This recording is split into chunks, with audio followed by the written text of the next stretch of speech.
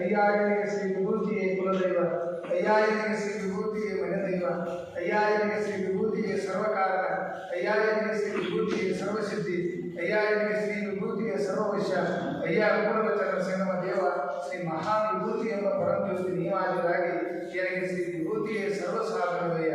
ಅಯ್ಯಾಯನಿಗೆ ರುದ್ರಾಕ್ಷಿಯೇ ಸರ್ವಪಾವನ,